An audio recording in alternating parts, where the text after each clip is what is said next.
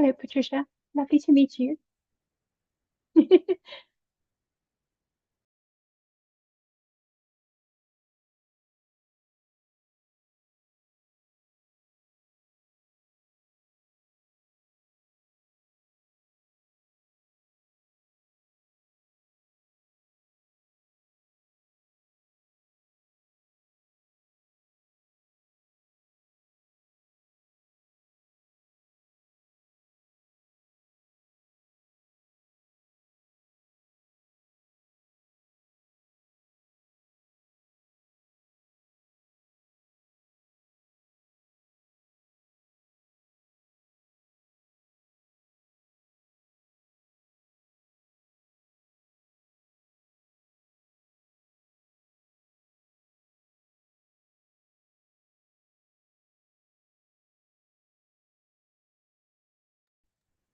Hi everyone. We are accepting our participants right now. So, hi everybody. Hi everyone. Hi everybody. We're so excited to welcome you to our second session of Inspiration Week. And today we have special speakers as well as yesterday. And we're so happy to have all of you in this evening with us. We would like to inform you that our Q&A session is just going to be in our Q&A section of the Zoom meeting. So if you guys have any questions to our speakers, please feel free to join us in the Q&A section and participate while we discuss further with AI and gender equality. I would like to also have a special thanks to make this week come true to Sage and Red Hat for their contributions as our sponsors for this evening. So welcome you all today to today's session. Let's wait for our participants to join while I'm sharing my screen for you all.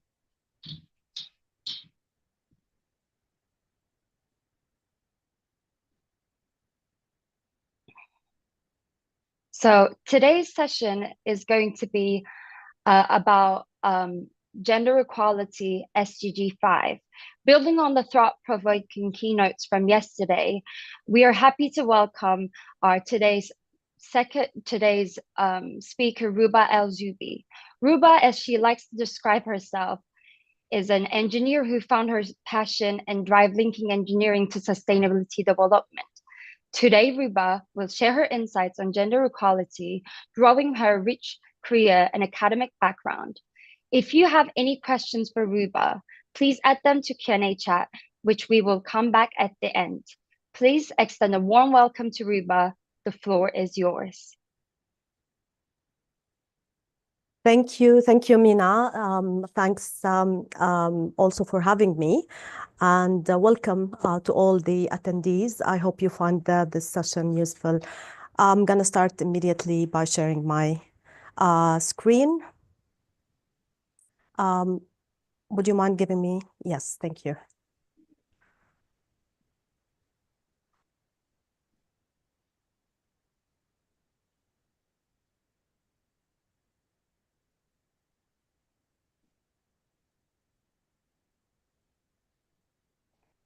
So I hope you can see my slides now. Okay. So great. So this is really about AI and whether it could actually accelerate SDG achievement and progress, or whether AI can actually hinder some of the sustainable development goals globally. So AI for good. And I'm so glad that Patricia, the next speaker, will be also diving deep into the AI ethics. So hopefully you will find both presentations useful. So it's 2050 and the world is advancing in technology, but we seem to be also neglecting important aspects related to diversity and inclusion. A lot of the work done around these topics is really focused on checking the boxes, especially when there are projects related to inclusion of women or vulnerable groups. You usually count the heads and not really focus on actual inclusion. So Sustainable Development Goals. Yeah, can you tell us in the chat box whether you have heard of these SDGs before, the 17 SDGs, or is this the first time you actually come across SDGs? Or just say thumbs up if you already know about them. So the global goals for sustainable development, or SDGs, are 17 goals that were adopted globally by the UN in general. Almost 193 countries signed off adopting the 2030 Development Agenda. And it was called in 2015. I was actually in New York when it was adopted. It was called Transforming Our World, the 2030 Agenda for Sustainable Development. I've got a small video that was actually played when this was launched. It's a very short one, so hope you will just take an idea of how many people were involved, how many countries, and how many celebrities were behind this agenda, not because of PR and marketing only, but also because this is an agenda for the whole world to promote sustainability and long-term prosperity. So let's go to the video. Can you see the video? It must be for generation and extreme poverty. The generation Most determined. to fight injustice and inequalities. The generation that saves the planet from climate change. And this is how it will get done. The global goals. A 15-year plan. For everyone, everywhere. No one left behind. We will live in a world Where nobody anywhere lives in extreme poverty. Where no one goes hungry. where no one wakes in the morning asking if there will be food to live. We will live in a world where no child has to die of disease. Diseases we know how to cure. And where proper health care Is a lifelong right for us all. we will live in a world where school and education gives us the knowledge And skills. for a fulfilling life. We will live in a world where all girls and all women have equal opportunities, thrive, and be powerful and safe. We cannot succeed in our lives. We will be in a world where all people can get clean water and proper toilets at home, at school, as well. We will live in a world where there's Sustainable energy for everyone, life and power for the whole planet. without destroying the planet. Just to interrupt, the video is not showing and no one can hear it. And we will live in a world where our industries are not just used to make money. So, okay, I think I have to share it separately again.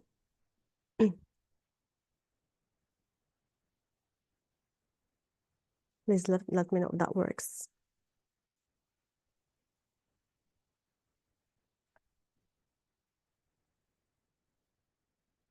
Yes, it does, Riba. Thank you. Okay, sorry. We can be. We must be. The first generation to end extreme poverty. The generation Most determined. to fight injustice and inequalities. The generation that saves the planet from climate change. And this is how it will get done. The global goals. A 15-year plan. For everyone, everywhere. No one left behind. We will live in a world Where nobody anywhere lives in extreme poverty. Where no one goes hungry. where no one wakes in the morning asking if there will be food to live. We will live in a world where no child has to die of disease. Diseases we know how to cure. And where proper health care Is a lifelong right for us all. we will live in a world where school and education gives us the knowledge And skills. for a fulfilling life. We will live in a world where all girls and all women have equal opportunities to thrive and be powerful and safe. We cannot succeed without them. We will need in a world where all people can get clean water and proper toilets at home, at school, and work. We will live in a world where there's Sustainable energy for everyone. Heat, light, And power for the whole planet. without destroying the planet. comes prosper. A new wealth Leads to decent jobs. for everyone. And we will live in a world where our industry, Our infrastructure and our best innovations, are not just used to make money, but to make all our lives better. we will live in a world prejudices and extremes of inequality are defeated. Inside our countries, And the extremely circumstances. where people live in cities and communities that are safe, progressive, and support everyone who lives there. where we replace What we consume. Planet where we put back what we take out of the earth. We live in a world that is decisively rolling back threatening climate change. where we restore and protect the life in our oceans and seas. Where we restore and protect Life on land. Forests almost the earth itself with peace between and inside countries. Where all governments are open. and answer to us for what they do at home and abroad. Under justice rules. With everyone equal before the law.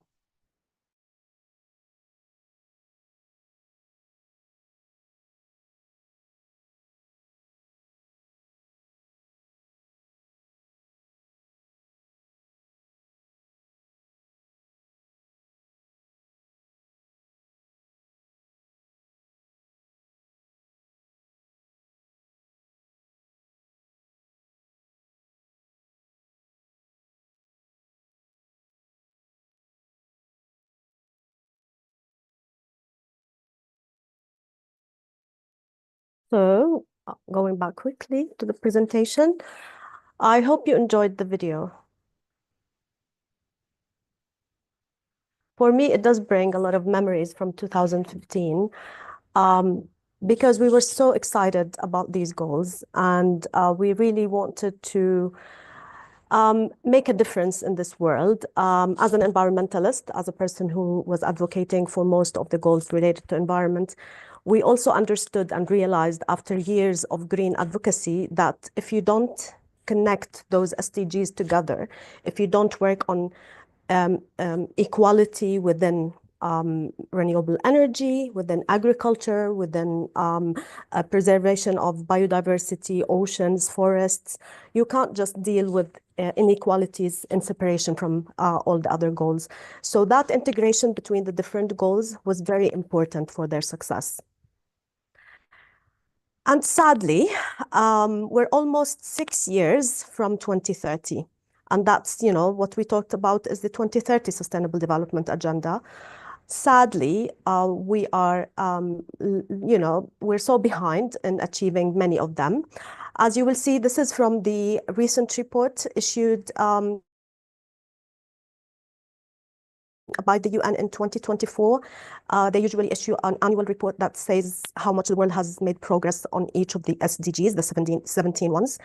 And sadly, all the red color means that we are actually in regression. It's not like we're not moving ahead, we're actually moving backward. And this is sad because all the advanced technologies, all the education, all the new innovations have not been utilized to advance sustainable development on this planet. Is there a room to leapfrog through AI? My answer is yes. And this is a decision that you, as a new generation, need to make. Technology is so powerful that certain technologies and companies are called disruptive. That's because they can change everything. And this change is only possible by minds and brains and hands and souls of the future generations like you. Technology has helped countries leapfrog without heavy investment in infrastructure. Examples in agriculture, e-agriculture, as it's called now, smart agriculture as well. The use of mobile phones, internet, computers, sensors, broadcasting, satellites, data analytics. they all have helped reduce inequalities, improve food security, and agriculture systems. Africa achieved connectivity without investing in landlines. Now you will see that most of the rural areas in Africa, they do have access to mobile phones and mobile networks. That helped a lot in warning them against risks related to climate change, like droughts, like floods. These are, to us, they're probably taken for granted, but these applications for them are very important. They're like survival mode. Food delivery. Yes, how many of us actually take this for granted, especially post-COVID-19, right? So the food delivery market worth is more than $150 billion. And Canada, Australia, the US, and the UK are leading in this. Amazon and Alibaba empowered more than 15 million small and medium enterprises to set up businesses and to sell online. Transactions reached $1.2 trillion. 1 billion people empowered to make online payments. This was not possible a few years back. I think we all know that COVID-19 has just expedited all the transformation, the digital transformation that we were trying to achieve. This is a very interesting street vegetable shop in China that actually uses QR code, which is very interesting. So it is now accessible and being used by many people across the globe from different backgrounds. Agricultural drones, that's another huge application that's really booming across the world. I know I'm from Jordan, I'm based in Amman. I know that we have a very interesting startup in Jordan that does a drone services, and they do the applications across sectors, including renewable energy, agriculture, as well as border security. 3D food printers. Come on, who has ever dreamed, it wasn't in my generation, at least when I was a teenager, that I would expect to eat something that comes out of a printer. And today, this might be a solution to hunger. And if you remember, one of the SDGs was actually about fighting hunger. So there is an opportunity, right? We can all see that AI, technology, data, analytics, Internet of Things, ICT, these are all tools, enablers that create an opportunity for us to contribute positively to sustainable development. The global market potential for green technologies reached 10 billion maybe in 2020, but is expected to reach $75 billion by 2030, and even more. I think this is a very humble estimate. This picture actually is from an upskilling program that I helped establish in Jordan for women in agri-tech and food security, using hydroponic farming to reduce water consumption, climate-controlled environment within the greenhouse, and empowering female engineers to actually lead the transformation towards more climate-smart agriculture. AI and green jobs, these are on the rise, without competitors. LinkedIn issues a report about how the work changes globally, and their latest one was issued last January in 2025. And the number one job on the rise was artificial intelligence engineer in the Netherlands, in the UK, and the US. And they also measured the rise in green jobs. And, green and AI and tech jobs or skills are really a marriage made in heaven, as they say. Imagine if you combine actually green and tech skills. I'm sure that you will find no difficulty in not only finding a job, but also in creating jobs for others and changing the world. So this is an example: Internet of Things, cloud computing, artificial intelligence, digital twin, cybersecurity, blockchain. They are all opportunities in green or sustainability markets. So this is where, well, it's not enough to just be an expert in AI, but it is about how do you apply AI in specific sectors.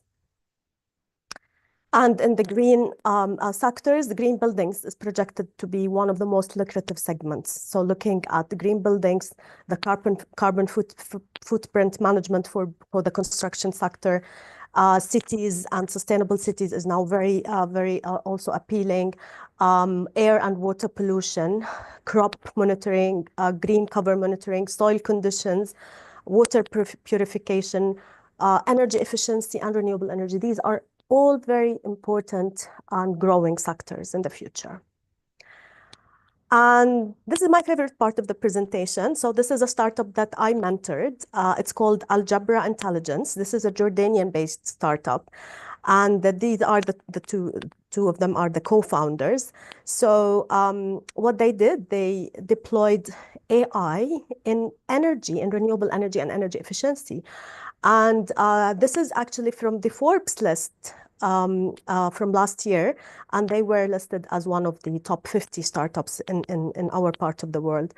And I just feel so proud because I know how much they had to take in terms of difficulties, challenges. People don't understand the link between AI and energy, but eventually now they're expanding even in Saudi Arabia. Another favorite startup from Jordan, it's called Sager. Sager is a Jordanian drone startup. And they are doing applications, as I said, in renewable energy, solar energy, and agriculture, monitoring even wildfires, and a lot on tourism, border security and protection, and many other applications. Decapolis is the third Jordanian startup I wanted to mention. Decapolis is working on a food traceability platform and uses blockchain to actually contribute to that service. This was also impossible a few years back, but the founder was so persistent. And today, I think they're just expanding in the region, in the MENA region. So, AI for good. How can AI accelerate SDG progress, sustainability on this planet? It can help with improved decision-making through data-driven analysis and predictive modeling.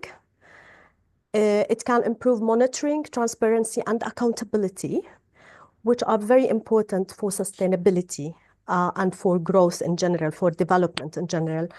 Automation of operational processes, especially in the private sector and industry, more customized solutions tailored for individual needs, faster delivery of social goods and aid to communities in need. And we shouldn't always picture the world as, where we live. There are many areas in this world that are suffering from lack of humanitarian aid, from wars, from conflicts, from poor, conditions related to, being in shelters and refugee camps and so on. So how do we improve the way we deliver social services, social goods to those people in need? But all of these beautiful contributions from AI need to be also accompanied by certain enablers, or if you wish, prerequisites. One is addressing the gap in connectivity and access.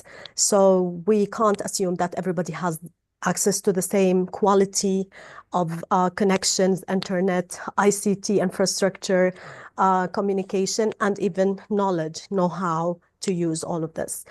Empowering local communities, it should be driven by local communities, and we have to make everybody count in the process of change. We can't just give them devices and say we have helped. So how do we also empower local communities regardless of where they are?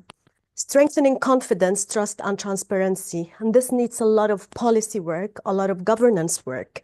And that's something we should all understand and advocate for through different civil society organizations or organizations like Teens in AI. This is something we do in Jordan through the Jordan Green Building Council. We have to advocate for better transparency, more trust, more confidence in policies and regulations, and also protection of privacy and of private information. I think we need to build the trust of the normal, ordinary people in this tech body. Create a strong enabling environment. So Upskilling is one thing. How do we make the graduates with all these beautiful certificates from nice universities actually match the needed market skills for transformation, whether it's the green transition or the tech transition? We need to think of what do we need. The other thing is infrastructure, awareness raising, and behavioral change. Behavioral change when it comes to tech and digitalization. We also have behavioral change in relation to sustainability, green consumption, and so on. So we need to work a lot on creative awareness raising and behavioral change. Building alliances is very, very important. Nobody can do it alone. And today, I think we need those cross-boundary, trans-boundary sorts of alliances more than ever. So this is a call for those working on sustainability, whether it's, the social equity, inclusion piece, or the green energy, water, environment piece, to work closely with the AI, with the ICT experts, and the tech gurus to make a difference. We can't do it by working alone. AI ethics is something I think Patricia, our next speaker, will be maybe diving deeper into, but I wanted to mention that AI can actually hinder SDG progress. And we can easily get into the issue of reinforcing inequalities through data bias. A lot of I think arguments are now being raised around, does automation really threaten jobs? Like, can people be replaced by machines?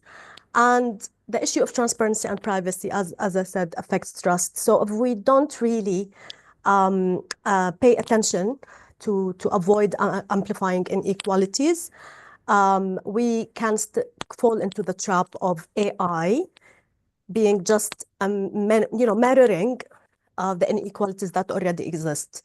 So because it will feed on the existing data, it will feed on the existing inequalities. So we have to start fresh, and we have to be very conscious about those things. So recognizing the growing evidence of algorithmic bias, the risks of deep fake misinformation, and the fact that AI could act as a driver for further political polarization and exacerbates inequalities is very important.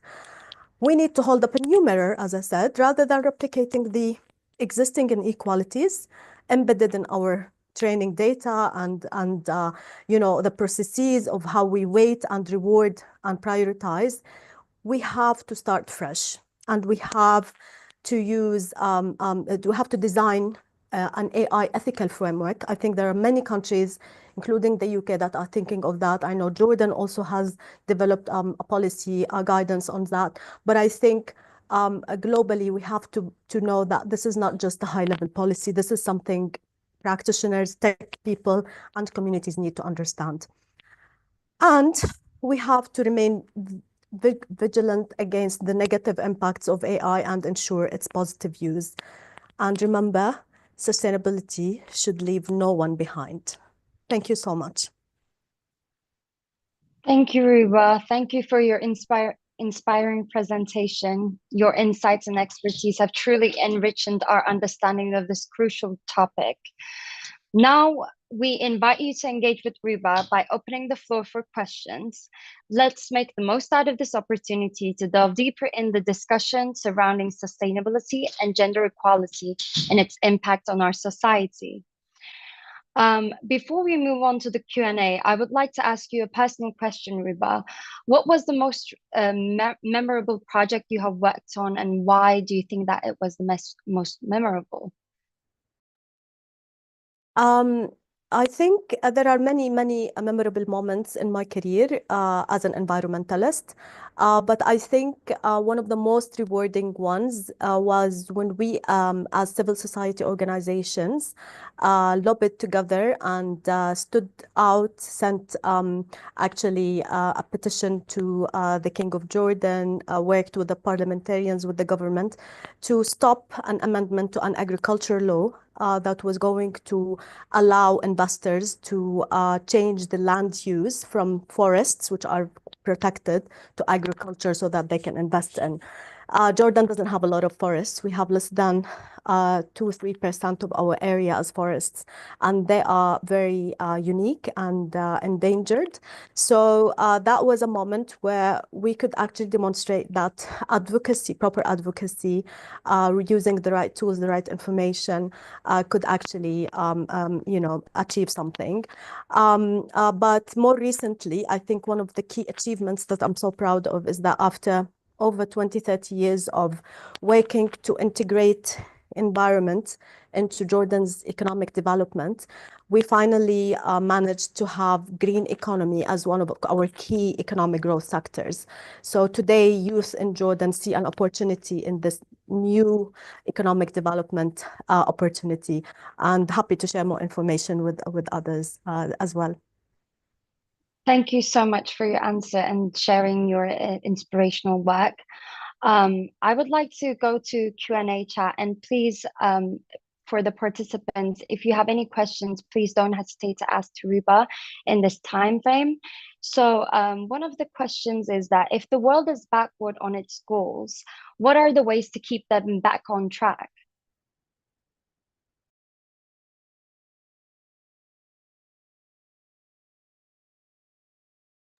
That is a very big question, very good one, thank you. The world needs to work together. So SDG 17, which is about partnerships, needs to be SDG 1. So we can't work in separation. And, those countries who pollute more, contribute more to greenhouse gas emissions, are probably suffering less when it comes to poverty, hunger, and so on, while countries that are not oil and gas countries, they don't have fossil fuel, they're not industrialized countries, are suffering the most because of the vulnerability of their economy and societies. So unless we come together and see through each other's lens that my human colleague or brother or sister is not in a privileged situation like myself, we will not be able to achieve anything. And this should come from people, but also from governments, from private sector, from companies. So we need to change the way we perceive sustainability and SDGs as an elitist thing. We have to go down to the bottom line, where it is about people, it is about humans, and sometimes it's really about basic needs and basic services. Thank you for highlighting collective action when it comes to this issue. There is another question that from our participants, which is, in the region affected by the digital divide, what factors influence the accessibility of digital technologies, and how can their adoption be improved? If we're talking about a specific region, or is this a general one? It's a general one that is digital divide Yes. affected by the. Yes. So so I think one of the key important factors today is that education is now key to every other sort of SDG. So if we have quality education, if we have equal access to services, to infrastructure, to computers, to laptops, to mobile phones. I remember when COVID-19 and the lockdown was there, everybody switched suddenly to online. And there were many villages in Jordan, many children, many households who either didn't have internet access or a laptop and so on.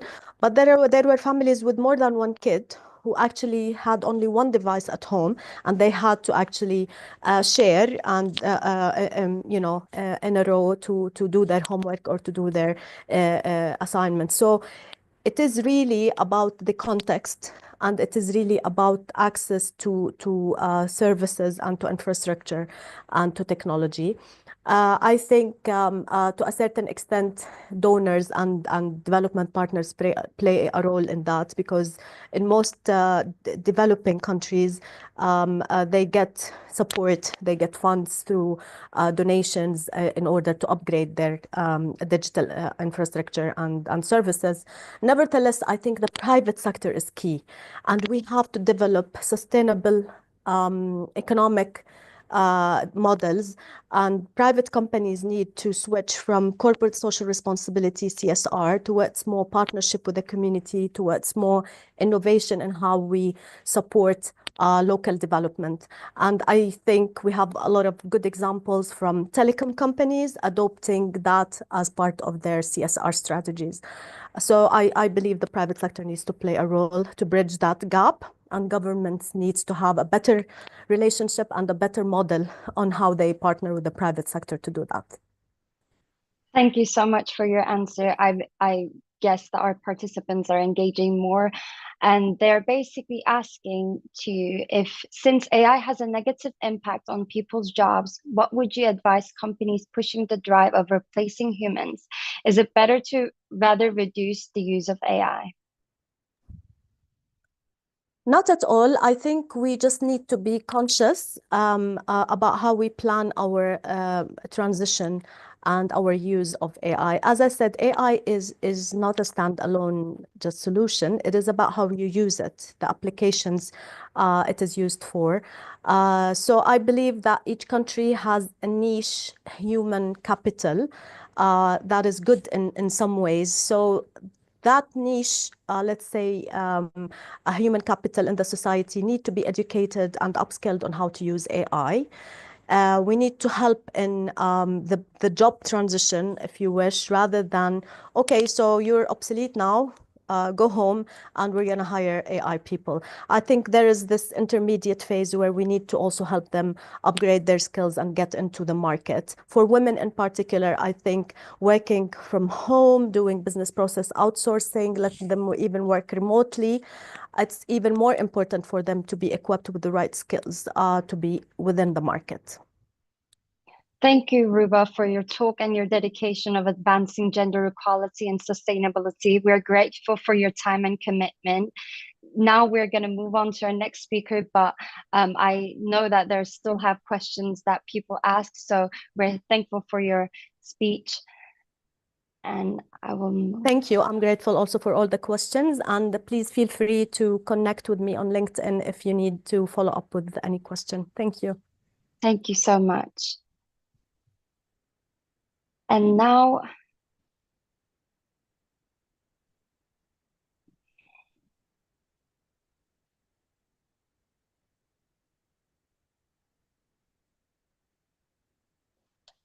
I hope Ruba's talk has left you feeling excited and curious for more. It's now my pleasure to introduce to you to our next speaker, Patricia Mestre. Patricia is the head of partner marketing for data and AI in Western Europe at Microsoft. She has collaborated closely with sales teams across international markets, including Europe, Middle East, Africa, Southern Asia, Brazil, and South Africa, dividing global expansion. Patricia holds a degree in digital marketing and has been a lecturer at a leading business school in Portugal since 2017, sharing her expertise with future professionals. This session explores the importance of bridging the gender gap, highlighting the impact of diverse teams on innovation, ethical AI, and inclusive solutions. Patricia will discuss the barriers women marginalized genders face, from bias in algorithms to underrepresentation in leadership, and explore actionable strategies to drive change. If you have any questions for Patricia, please add them to Q&A chat, which we will come back at the end. Welcome, Patricia. Thank you so much for being a part of this event. The floor is yours. Hi, everyone. Can you hear me? Yes? Can you hear me? No? Yes. Oh, perfect. So, hi, everyone. I'm super, super excited to be here. My name is Patricia Mestre. I'm based out of Portugal. And I'm here not only as a Microsoft employee, but most of all as a passionate about the breaking the gender bias. And so as part of as a Microsoft employee, I also participate. I'm an active member of what we call the ERG, Women ERG, which is the Employee Resource Group. So at Microsoft, we engaged in different groups to help different causes, and my cause is the gender bias. So I'm super, super excited to be here. And so for the next 20 minutes, I would say. My goal is to make you think, challenge you a bit to understand what is our part, what can we do in this for this topic, for this role, for this challenge. So come along, I would say. We talk a lot about diversity and inclusion, and sometimes it's I would say very necessary to go back and to what really is and what does the dictionary says, what is the definition, but what is it to ourselves. And so when we talk about diversity, we often think about the representation of different races, genders, backgrounds, but we believe that it's much more than that. So I believe it's much more than that. It's also embracing all the ways that we are different, whether it's your culture, your experience, it's your background, your physical abilities, or even the way you think, right? So bringing diversity to the table is super important. And we also talk about the why part, the inclusion part. So inclusion, on the other hand, is creating an environment where every individual feels valued and empowered to contribute fully, especially here at Microsoft. Our motto, our mission is to empower every person in every organization in the world to do more, right? To have an impact. So this is all about empower an individual regardless of their background and feeling what they belong. And why do it's 2024, 25, oh my God, this is 2025, and we still need to talk about this, and especially when it comes to gender. And why is it so important to still talk about it? Because the reality is that we have a gap. And the gap is not going any shorter at this point. So the gender gap is represented in the pay. And these are from 2022, 2020. And you can see the difference between men and women pay, and especially going bigger as we talk about as we advance in terms of degrees, which is scary, to be honest, right? And on the right, I just took an example of Eurostat. So this is just in Europe, but it's scary.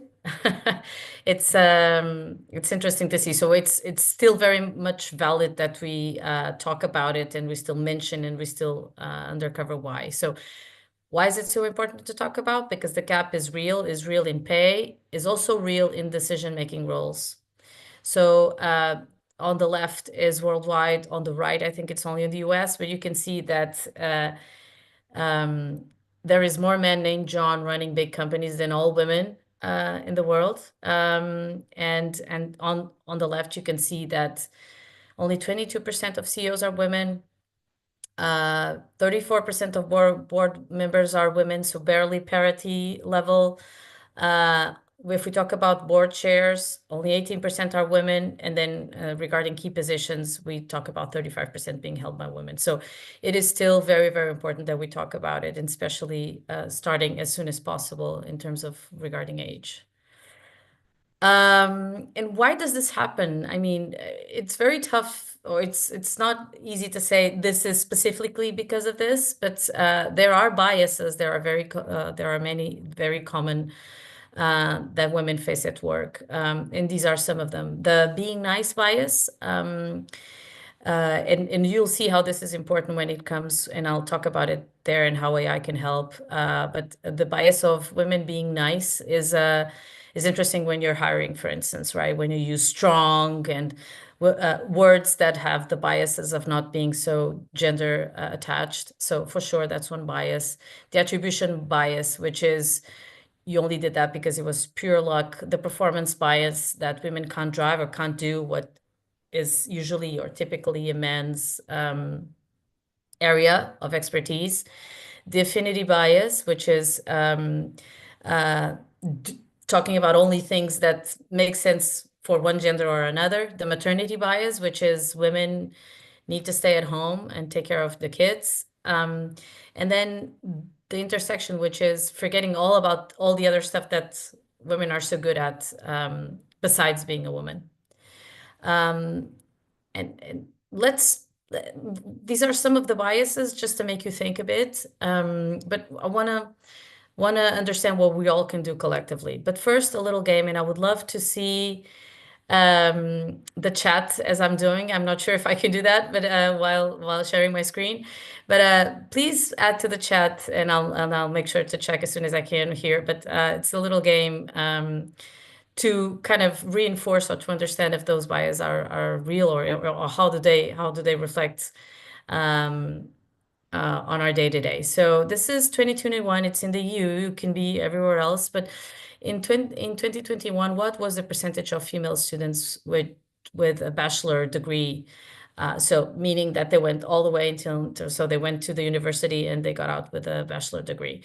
So if you could add in the chat A, B, C, D. Can you please tell me what is being? Let me see if I can check here.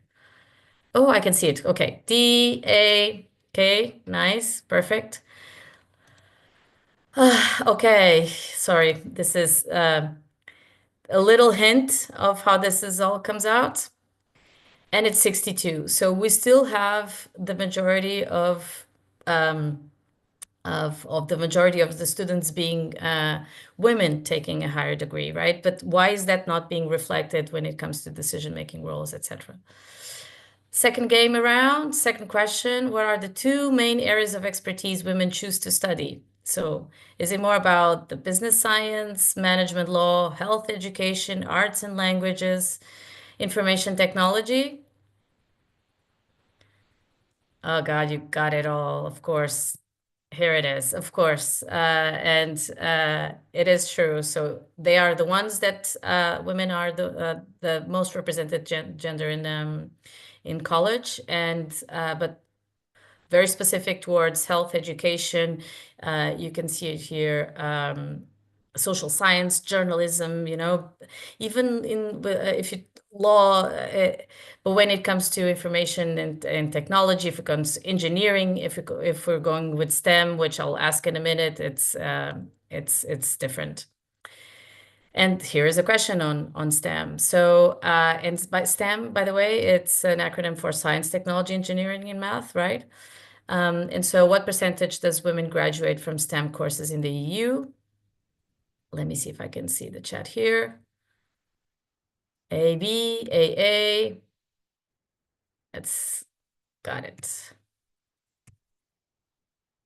It's D. So it's not completely the opposite, but it's still STEM is really an area that it's women are not the majority represented in the higher education there. Giving you a hint here already, what is the difference in gender when it comes to leadership roles? I've already shown you a bit, but wanted to call out. Yes, 6 men to 4 women usually. What is the percentage of women participating in governments around the world in 2020? This is worldwide. D, C, C, A. Okay, this one is different. Okay. Here it is, 21%. And this is the final one, which I'll just go because I just showed you the pay gap. 26% overall. So, I mean, this is why. So this is a little. Some of the biases are here, such as STEM, for instance, as we've seen, and we don't fully understand what causes the barriers. But of course, some of the things are easy to infer or easier to infer. So, for instance, the lack of awareness or exposure to role models, the fact that we need to be more exposed. So more women in governmental roles, more women in with decision-making roles are indeed role models for other little girls to go and follow their footsteps. Stereotypes and discrimination, for sure, the biases are here. Social and cultural norms and expectations, because society still expects in many places in the world for women to not assume or not to go into those decision-making roles and be more in the background. And the way we are all raised up and causing low self-esteem, fear of failure, imposter syndrome, those are some of the biases that we cause there. But I mean, let's all collaboratively work towards that. And so what can we do? Let's start with the role models, right? We start and we do see many role models that we can inspire ourselves with. I mean, some in science like Marie Curie, or in technology like Eddie Lamar, in governments like Ursula von der Leyen, or even in the we talk about the corporate world, right? Sheryl Sandberg, beautiful book called Lean In. She was the chief of operating officer of Facebook, now Meta. She went in Google, so she's definitely a role model also in the corporate world. So from government to tech to the corporate world, we do see there. So definitely that's something we could do to get ourselves inspired, to see more of women examples there. And then I think continue the discussion, right? There are so many more topics that we can all address ourselves. So why not embrace in STEM? So one of the things that Microsoft is doing is actually creating the room to make STEM more engaging and fun, also for little girls. So and we teaching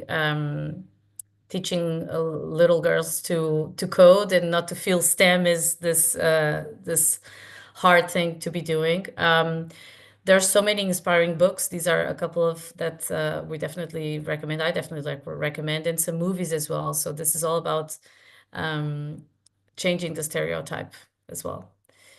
And then there's so much more, right? I mean, this is just, again, as I told you in the beginning, the goal of this would be to just inspire you and challenge you to do more, and to and to think, how can I be part of the process, right? AI, I think AI is especially when it comes to this new area of AI that we're all in and that we're learning to navigate. I think AI, I don't see it as I see it as an enabler, right? And definitely a contributor to shaping gender biases. And I'm going to give you 5 examples on how AI can contribute to shaping a new gender bias. And this is a couple of them. And these are examples span from HR to actually to other parts of our day-to-day job. So one is one example of how AI can fight the gender bias. One is to spot bias in data. So AI, we can actually have AI being trained on all data where women were not often shown as scientists or leaders. So we can actually ask AI and use several tools to for AI to check data for unfair patterns and alert humans to fix it before training AI models. So when it comes to checking big data, big chunks of data, AI can really help us accelerate on that and help us use AI responsibly. Talking about human resources, so many job ads use words like strong, competitive, things that have the bias of not being related to women. And so the solution is AI tools like Textio can rewrite job characteristics to use gender neutral language so everyone feels welcome. AI can make smarter hiring decisions. So if we want to, usually there are studies that says that usually managers tend to hire someone that is resembles like them. And so if we have men in decision-making powers, we tend to hire men. So I would say companies unintentionally favor certain genders for jobs based on past hires. And so AI can focus only on skills and experience and ignoring the gender. And so everyone gets a fair chance at a job. So especially in the early stages of a hiring process. AI, some websites and apps show different results based on gender, like ads, for instance, right? If you're visiting a website, and of course, you know, based on cookies, if you're a man or a woman, they can show you different ads. And so AI can test websites to make sure that shown fair and equal results are shown for everyone. And then regarding media and education, AI tools that write news or suggest videos that might show fewer women in leadership roles. AI can help balance recommendations to ensure fair representation of all genders in books, in media, online content. So definitely being intentional when it comes to that. And again, by the way, I used Copilot to do this infographic, kind of summarizing everything that we just shared here. But I think my last message here is that I think there's a huge part that all of us can do to break this barrier. And it starts really the sooner the better. I think I have some minutes left to show the rest of some examples that we still have at Microsoft. Let me run very quickly through that. As I showed you, Microsoft, we empower every person and every organization on the planet to achieve more. And the way we do it is through, we're very intentional to making sure that we have a diverse representation, that we have a strategy that is inclusive.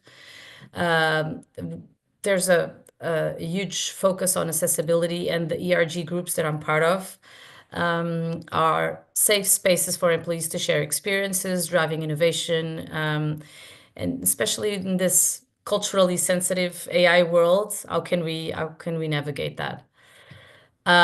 These are some of the ERG groups that we have here, and I think by sharing this experience, all I'm saying is this is something that you can also do in your own organization, in your school, in your extracurricular activity. This is an example of how we can all work together towards a goal and influence.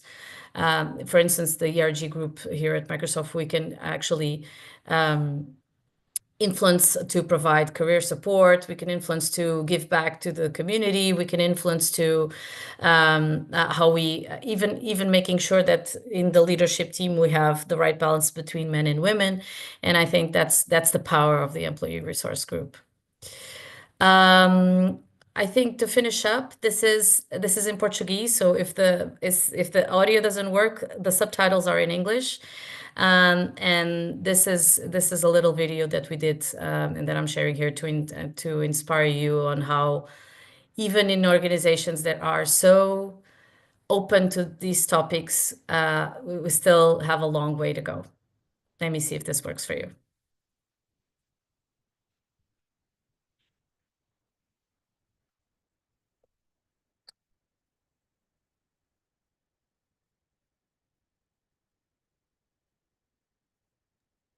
Hi, Patricia. Could you please check if the video is recording or if you share your screen right now?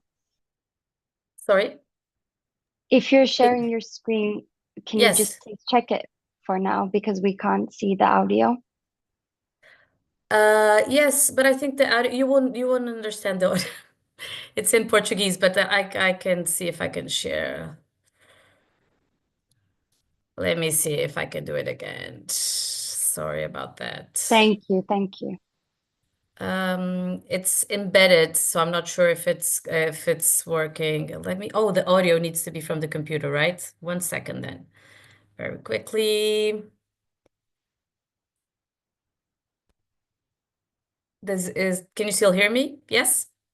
Yes, we can, but we can't still see the video. And if you would want to, Because I yeah. had a little change here. Okay, yeah. Works. Thank you. Not working? It does. Thank you. I did my manicure as well. I did also. Baixa dedo se já te disseram que a tua roupa ou aspecto era inapropriado. Baixa dedo se sentes que a gestão familiar é da tua responsabilidade. Baixa dedo se já adiaste ter filho para não prejudicares a carreira profissional. Baixa dedo se já te elogiaram fisicamente no momento inoportuno. Já te criticaram por saíres mais cedo para ires buscar os teus filhos à escola. Baixa dedo se já ligaste a alguém quando andavas sozinho ou sozinha à noite na rua. Na tua empresa há mais chefias masculinas. Baixa dedo se já te disseram que a profissão não é típica do género. És a pessoa do agregado que mais faltou ao trabalho para ficar em casa com o filho. Já descobriste que alguém do sexo oposto, do mesmo cargo, recebia um ordenado superior ao teu? Eu 7. Eu fiquei com 3. 6. 6. Acho que ser mulher no mercado de trabalho só não é. Vou ter uma luta adicional neste treino. Estou com os patamares desafiadores. Há coisas que nós não pensamos assim no dia a dia. Quando comparamos, dá para perceber que existe uma discrepância. Some questions are obvious for women, unfortunately. Às vezes é um bocadinho aquele reality check. Acho que nos faz pensar um bocadinho mais sobre coisas que nós não podemos pensar todos os dias, não é?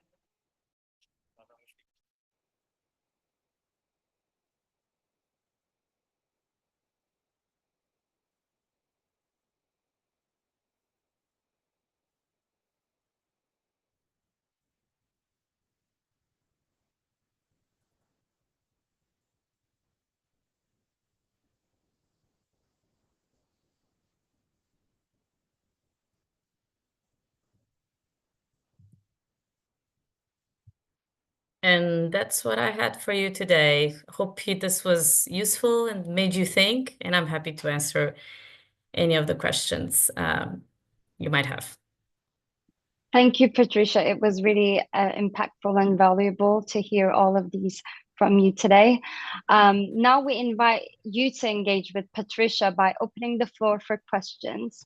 Please add your questions to the Q&A chat where we will answer them. But I have a question for you as well, Patricia. How can AI teams ensure that algorithms and data models are free from gender bias? I think it's a collaborative work. So AI models are they use the source that it's out there on the World Wide Web, right? So I think it needs to be a human, a society, a community change for the AI to reflect what's happening out there, because that's what they do. They search for everything that it's online and they resurface the answers for us.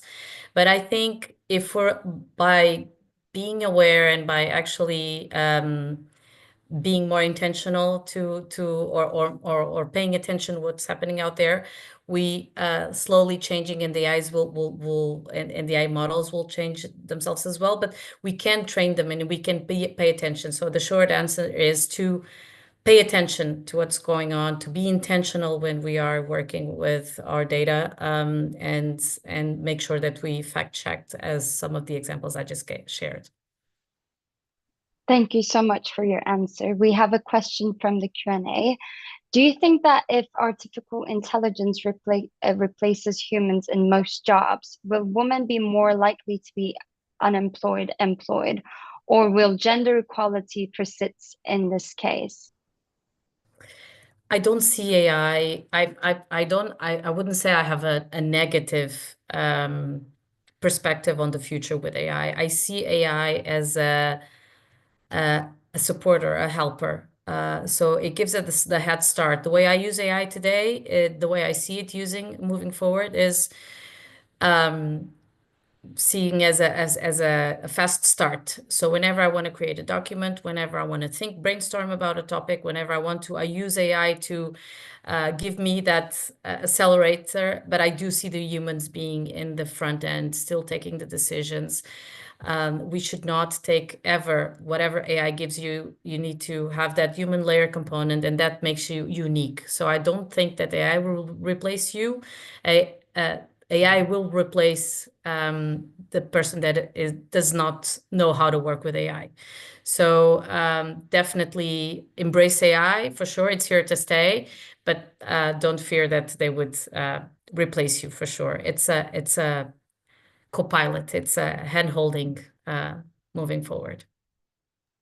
Thank you so much for your answer. Another question from the Q&A is, For people who grew up with mentality or upbringing that a job is supposed to be for a specific gender or what women are already ignorant, how can AI raise awareness in places where it's not common or frequently used?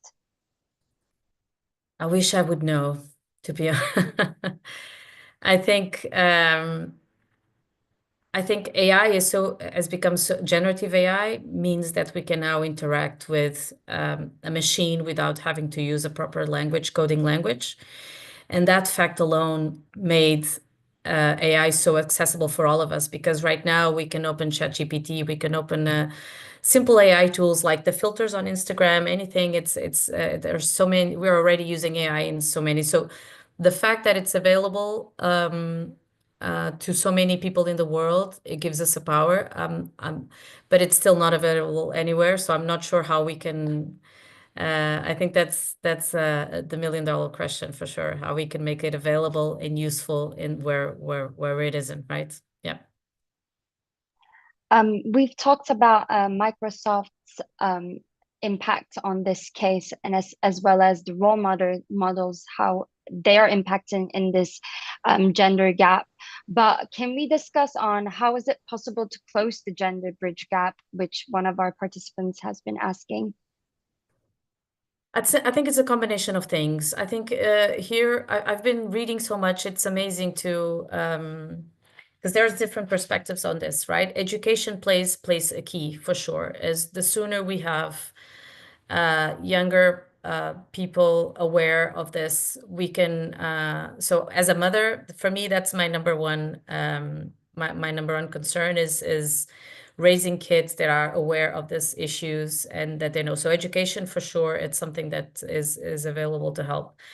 Talking about it, the little things, talking about it. I think that's why I showed you this statistics, because we might live in a little bubble and say this does not happen here, but it does. And I showed you an example of how at Microsoft we're so much aware of everything that's going on, and we still see the differences in the hands. So talking about it for sure. Having women as we see in decision-making roles in as role models for sure. But the way we see on TV, everything we see in the media for sure also support. So I think it's not, I wish it was a straight answer, but I can see it as a combination of factors where education for me plays a huge role. Thank you so much for your valuable answers, and we are so happy to have you here with us. And that wraps up day 2 of Inspiration Week and our incredible session. Thank you.